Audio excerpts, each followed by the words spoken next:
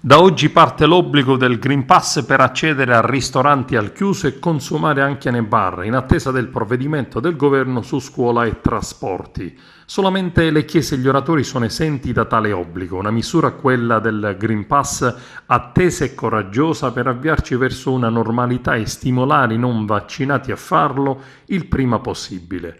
L'obbligo al Green Pass è stabilito dall'articolo 9 bis del decreto che prevede l'utilizzo del certificato per spettacoli all'aperto al pubblico, eventi e competizioni sportive, musei ed altri istituti e luoghi di cultura.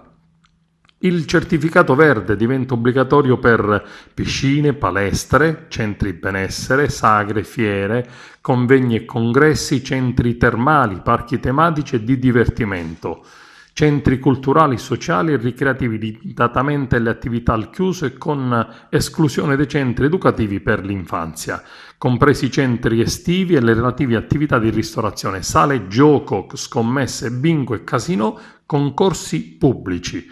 L'obbligo del Green Pass non si applica ai bambini che hanno meno di 12 anni per i quali non è autorizzata la vaccinazione e ai soggetti esenti sulla base di idonea certificazione medica rilasciata dal Ministero della Salute.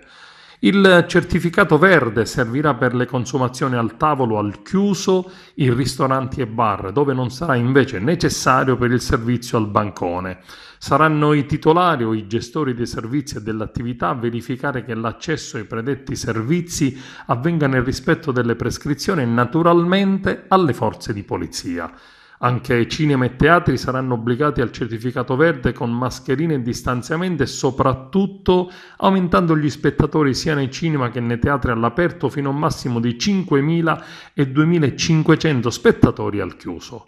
Sanzioni pesanti andranno ai soggetti che non rispetteranno le disposizioni, si va dai 400 ai 1.000 euro a carico dell'esercente e dell'utente. Se le violazioni si ripetono in 3 giorni diversi, l'esercizio potrebbe essere chiuso da 1 a 10 giorni.